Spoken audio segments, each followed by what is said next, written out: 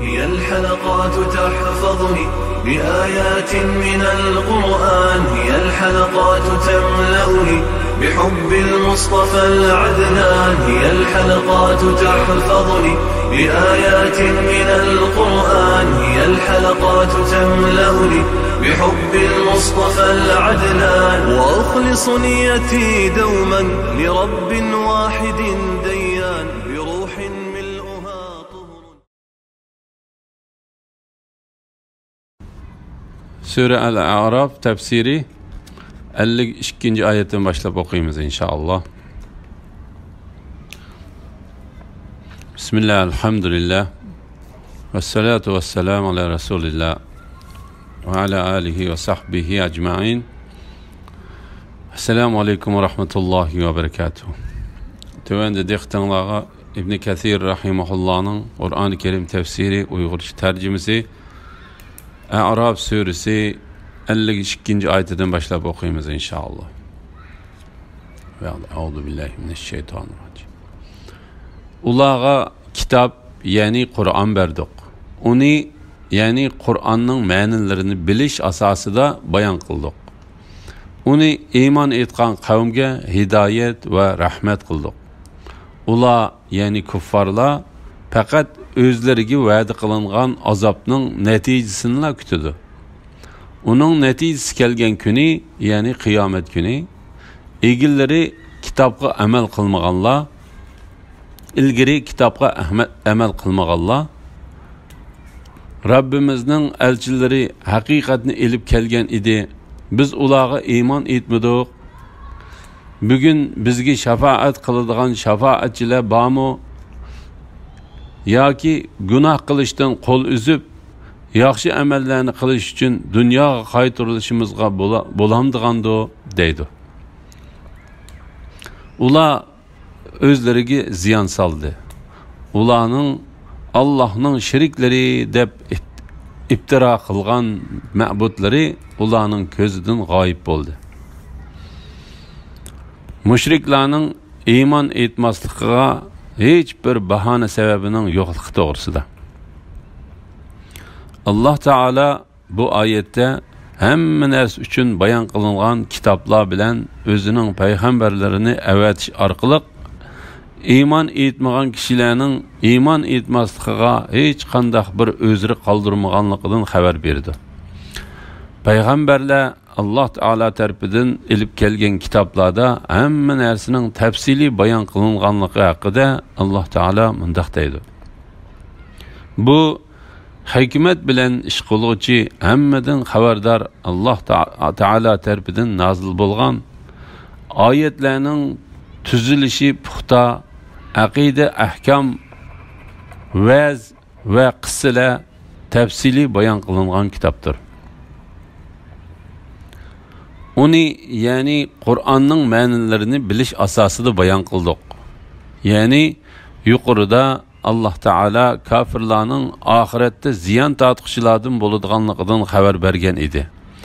Bu yerda bo'lsa dunyoda ularga payg'ambarlarni avatish hamma narsalar uchun tafsiliy bayon qilingan kitoblarni tushirish orqali ularning iymon etmasligiga kichikkinami o'zri qoldirmaganligini bayon qildi. Alloh taolo kishilarni o'zining azobidan ogohlantiradigan payg'ambarlarini avatmay turib azoblamaydiganligi haqida mundaq deydi. Payg'ambar avatmay turib hech odamni jazolaganimiz yo'q. Ular ya'ni kuffarlar faqat o'zlariga va'da qilingan azobning natijasini kutadi. Bu oyatning ma'nosi haqida Mujahid va boshqalar ular o'zlariga va'da qilingan do'zax azobi, jazo va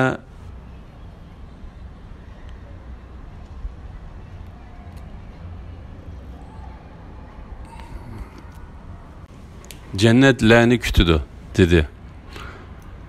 Uning natijasi kelgan kuni, ya'ni qiyomat kuni ilgari kitobga amal qilmaganlar, ya'ni kitobda kelgan buyruqlarga dunyoda amal qilmaganlar va amal qilishga sal qarg'anlar.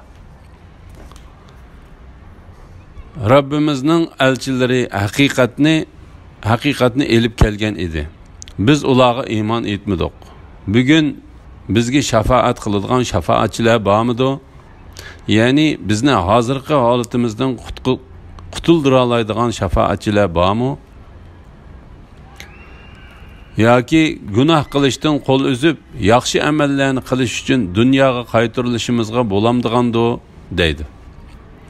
Alloh taolo bu vaqtda mundaq deydi.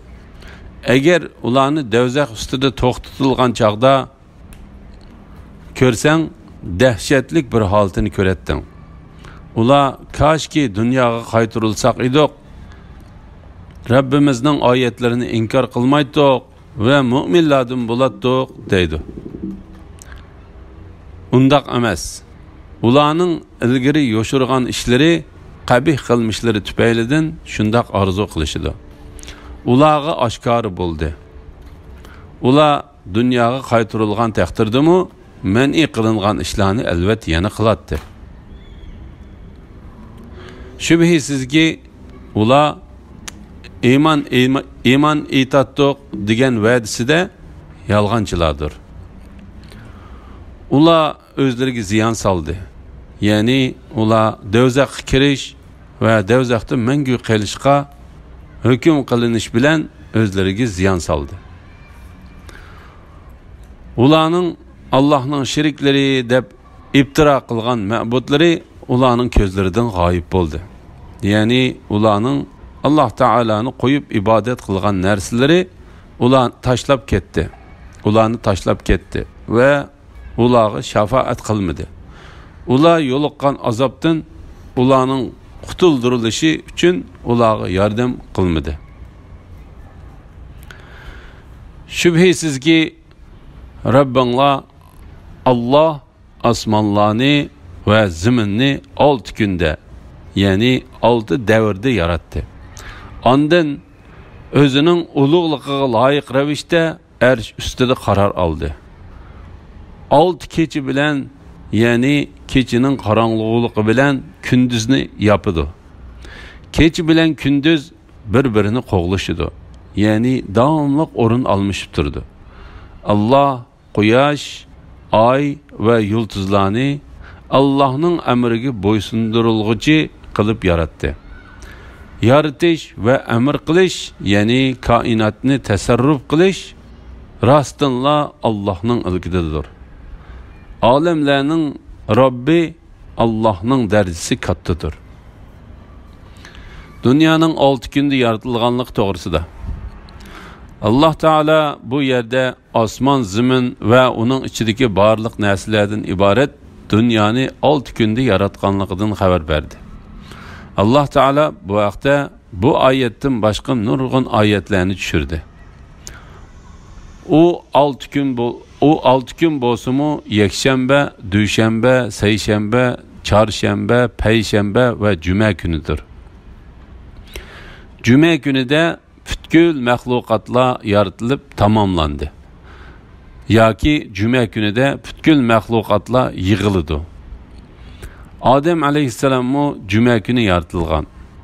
Bu yerda deyilgan 6 kunning har bir kuni hozir biz yashayotgan kunlarimizga barobar keladigan kunmi yoki Mujohid Ahmad ibn Hanbal bir rivoyatda Ibn Abbas qatorliqlar degandek, u 6 kunning har bir kuni hozirgi kunlarimizning 1000 yiliga barobar keladigan kunmi degan masala ustida ixtiloflashib qoldi.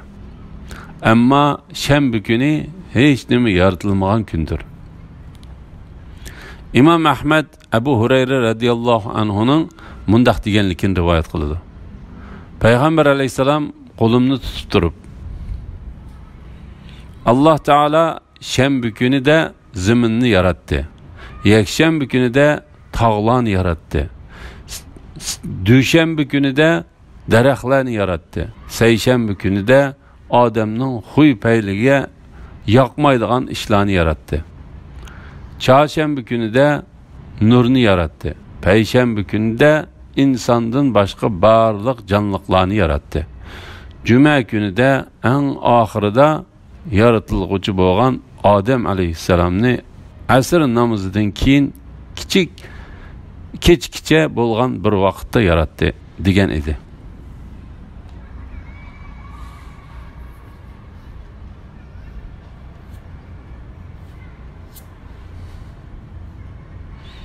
Bu hadisning mazmunidan 7 kunning hammasida yaratilish bo'lgan degan ma'no chiqadi.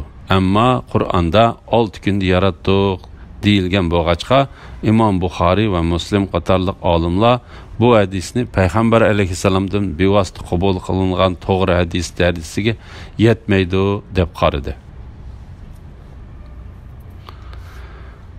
Qaror ilishning tushunchasi to'g'risida. Ondan o'zining ulug'ligiga loyiq ravishda arsh ustida qaror oldi. Yana Allah Teala'nın arsh ustida qaror olganligi haqida olimlarning o'rtasida nurg'unlagan ixtiloflar bor. Lekin biz bu yerda u ixtiloflar uchun to'xtalmaymiz. Balki biz bu haqda Imom Malik, Avza'i, Savri, Lays ibn Sa'id, Shafi'i, Ahmad, Ishaq ibn Rahuviya ve ulardan başka salaf alimlerinin tutkan yolunu tutumuz. O yol Allah Teala'nın arsh ustida qaror elishi ve shuningdek Allah Teala'nın qo'li yoki Allah Teala kelidi degandek Allah Teala o'zini sifatlab kelgan sifatlarni tushunishda insonlarda bo'ladigan kayfiyatlarga o'xshatib olmasdan shundaqla o'xshatmaslik kerak deb ma'nosini boshqa ma'noga o'zgartib o'tmasdan faqat Allah Teala'nın o'z zotiga loyiq bo'lgan ravishda tushunish yo'lidir. Allah Teala o'zining mahluqotlaridan hech qanday biriga o'xshamaydi. Allah Teala bu vaqtda mundaq deydi: hech shay'i Allohga o'xshash emasdir. Allah hammani anglab turguchidir, hammani ko'rib turguchidir.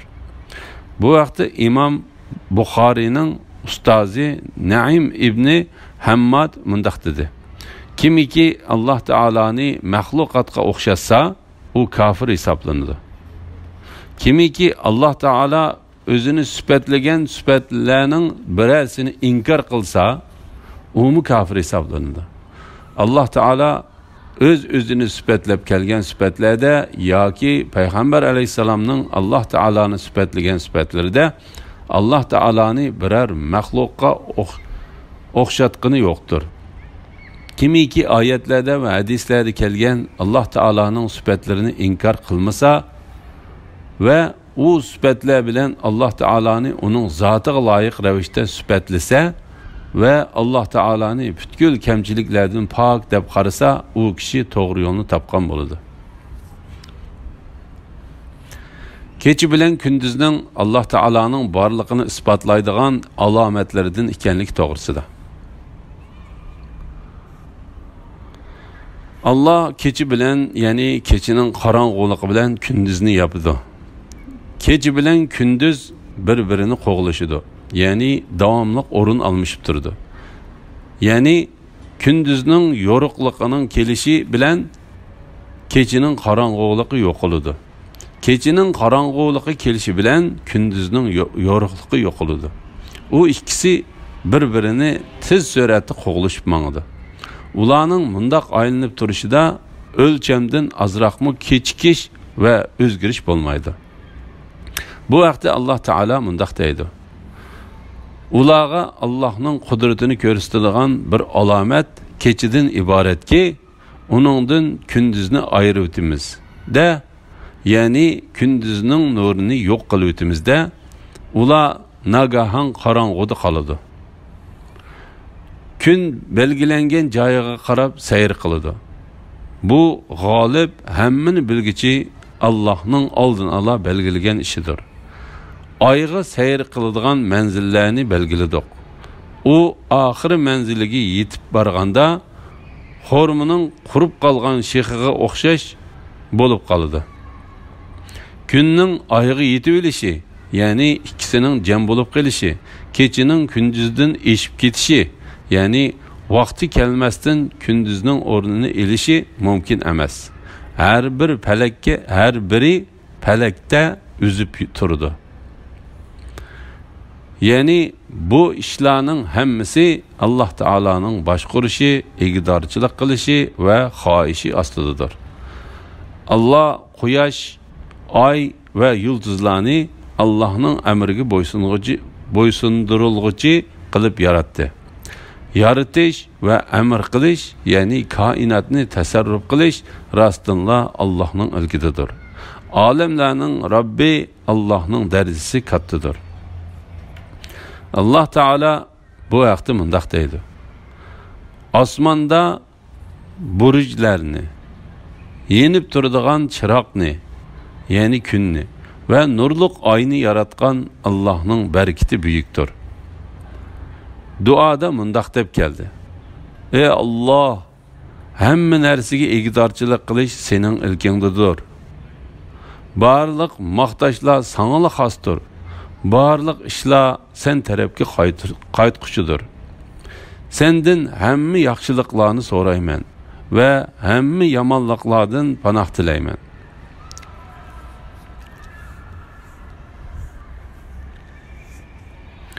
Rabbinglarga tövenchilik bilan yo'shurun duo qilinglar. Duo qilganda kelmas so'zlab to'lab, haddidan oshirib o'tganlarni Alloh yoqtirmaydi.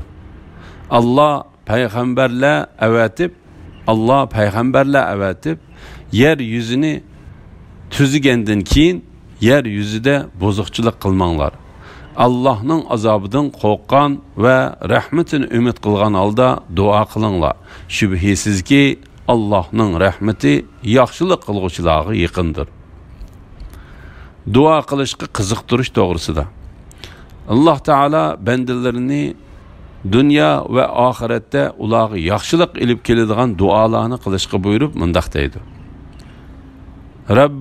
Rabbinglarga tövenchilik bilan yo'shurun duo qilinglar. Alloh taolo duoni yo'shurun qilish haqida mundaq deydi. Rabbingni yelingan ve uningdan qo'rqqan holda ichingda yod etgin. Etdiganda akşamda onu pes ovozda zikr qilgin. G'afillardan bo'lmagan. İmam Buxoriy ve Muslim Ebu Musa Ash'ari radiyallohu anhuning mundaq deganligini rivoyat qildi. Kishilar unlik ovozda duo qilishga boshladi. Payg'ambar alayhisalom: "Ey kishilar, mundaq unlik ovoz duo qilmanglar. Chunki sizlar gaz yoki yiroqdagi bir zotdan tilamayapsizlar. Tilavatmaysizlar. Sizlar tilak tilavatgan o zot hammani anglab turg'uchi va yeninglarda turg'uchi zotdir" dedi. İbn Jarir Alloh taolaning Rabbinglarga tuvanchilik bilan yo'shurun duo qilinglar degan oyatining ma'nosi Alloh taolaga bosh ekkan, Alloh taolaning bor va birligiga va uning Rabb ekanligiga chin dilidan ishinib turib, riyo qilmasdan yo'shurun holda bütün ixlos bilan duo qilinglar deganlik bo'ladi dedi. Duoda haddidan oshirib yetishni to'sqanlik to'g'risida. Duo qilganda kelmas so'zlab tovlab haddidan oshirib etganlarni Alloh yoqtirmaydi. Bu oyatning ma'nosi haqida Ata Xurosani İbn Abbas radiyallohu anhumaning mayli duo qilishdi bo'lsin yoki boshqa ishlarda bo'lsin, Alloh taolo haddidan oshirib etkichini yoqtirmaydi deganligini rivoyat qildi. Bu oyatning ma'nosi haqida Abu Majlaz duo qilganda duo qilg'uchi o'ziga payg'ambarlarning martabasining berilishini talab qilishi durust bo'lmaydi deydi. İmam Ahmad Abu Nu'amaning mundaq deganligini rivoyat qildi. Abdullah ibn Mughaffal balasining: "Ey Alloh, men jannatga kirsam, jannatning o'ng tarafidan oq rangli saroydan birini ber deb duo qilganligini anglab, u: "Ey o'g'lim, Alloh taoladan faqat jannat kirishni so'ragan, do'zaxdan panoh tilagan. Chunki men payg'ambar alayhisalomning duo qilganda va tahorat olganda haddidan oshirib yetadigan bir qism kishilar bo'ladi deganligini anglagan edim dedi. Zaminda buzg'unchilik qilishga to'sqanlik to'g'risida Allah payg'ambarlar avatib yer yuzini tuzgandan keyin yer yuzida buzuqchilik qilmanglar. Ya'ni Allah Taala yer yuziga payg'ambarlarni avatib yer yuzidagi buzuqchiliklarni tuzab bo'lgandan keyin yer yuzida qayta buzuqchilik ilib berishdan, ziyon yetkazadigan ishlarni qilishdan to'saydi. Chunki hamma ish to'g'ri yo'lda ketayotganda, ondan tuyuqsizla buzuqchilik yuz bersa, bu bandalarga cho'ng ziyon ilib keladi. Shunga Allah Taala yer yuzida buzuqchilik qilishdan to'sib, bandalarini faqat o'ziga ibodat qilishga, duo qilishga va yelinishga buyurib mundaq deydi. Allah'ның azabidan qo'rqqan va rahmatini umid qilgan holda duo qilinglar. Shubhisizki Allah'ның rahmati yaxshilik qilguvchilarga yaqindir. Ya'ni Allah Taalaning rahmati Allah Taalaning buyruqlariga ergashgan, to'sqanlardan yangan kishilarni kutib turguchidir. Allah Taala bu vaqtda mundaq deydi: "Mening rahmatim mahluqotning hammasiga o'rtaqdir." Bu yerde Metarul Varaq degan kishi bu oyatning mazmuni haqida mundaq deydi: "Sizlar amal ibodat qilish orqali Alloh taologa bergan va'danglarda turinglar. Chunki Alloh taolo o'zining rahmatining amal ibodat qiluvchilarga yaqin bo'ladiganligiga hukm qildi."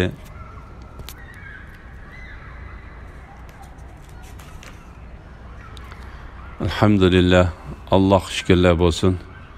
Yukarıda Sure El-A'raf tefsirinden 56. ayetkiçi anladınlar. Ahirini keyin qetimliq oqışımızda davamlaştırırız inşallah. Ve sallallahu ala Muhammed ve ala alihi ve sahbihi ve sellem. Esselamu aleyküm ve rahmetullahi ve berekatuhu.